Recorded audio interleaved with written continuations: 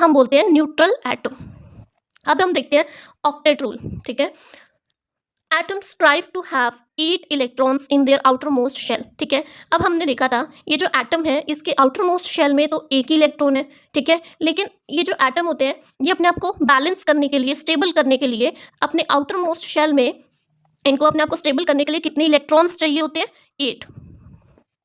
अपने आप को बैलेंस रखने के लिए इनको अपने सबसे ज़्यादा आउटर मोस्ट, सबसे ज़्यादा बाहर वाले शेल में कितने इलेक्ट्रॉन्स चाहिए होते हैं? 8 टू अचीव स्टेबिलिटी, ठीक है। और इसी बैलेंस को, इसी स्टेबिलिटी को अचीव करने के लिए, पाने के लिए, हासिल करने के लिए एटम क्या करता है? डिसाइड करता है टू लूज और गेन एन इलेक्ट्रॉन। या तो जो उसके पास थोड़े से इलेक्ट्रॉन है आउटर शेल में उन्हें लूज कर दे, उन्हें छोड़ दे, या फिर और किसी से ले और पूरे 8 कर ले, ठीक है। तो एटम क्या करता है? डिसाइड करता है टू लूज और गेन एन इलेक्ट्रॉन, ठीक है। या अगर कम है तो वो उन कम को छोड़ देगा। अगर उसके पास आउटर शेल में 8 से कम है लेकिन 5 से ज़्यादा है, ठीक है, जैसे 6 हो गए, 7 हो गए, तो वो क्या करेगा? वो उनको छोड़ेगा नहीं, 1-2 और किसी से ले लेगा और अपना जो स्टेबिलिटी है उसे हासिल कर लेगा, यानी कि आउटर शेल में 8 इलेक्ट्रॉन्स को पूरा कर लेगा। तो इसी को हम बोलते हैं ऑक्टेट रूल। ऑक्टेट का मतलब होता है 8, ठीक है। ऑक्टेट का क्या मतलब होता है? 8। When an atom lose or gain electron, it becomes an ion.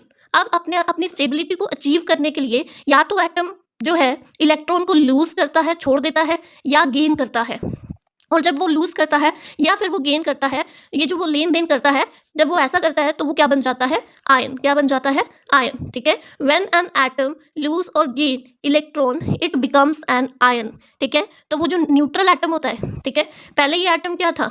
पहले ये एटम न्यूट्रल था, इसमें जितने प्रोटॉन्स थे उतने ही इलेक्ट्रॉन्स हैं, ठीक है। लेकिन इसके आउटर शेल में एक ही इलेक्ट्रॉन बचा हुआ है और लेकिन इसको अपनी स्टेबिलिटी अचीव करने के लिए अपने आउटर शेल में 8 इलेक्ट्रॉन्स चाहिए होते हैं, लेकिन इसके पास एक ही है।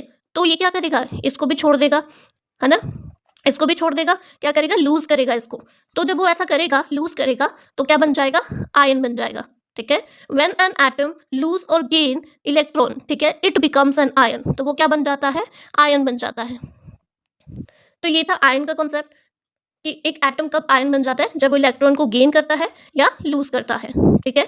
और जब वो ऐसा करता है तो उसके अंदर जितने नंबर ऑफ इलेक्ट्रॉन्स और प्रोटॉन्स होते हैं वो भी क्या हो जाते हैं? अनइक्वल हो जाते हैं, ठीक है। क्या हो जाते हैं? अनइक्वल हो जाते हैं, जिसकी वजह से वो न्यूट्रल से या तो पॉजिटिव हो जाएगा या नेगेटिव हो जाएगा। Thank you.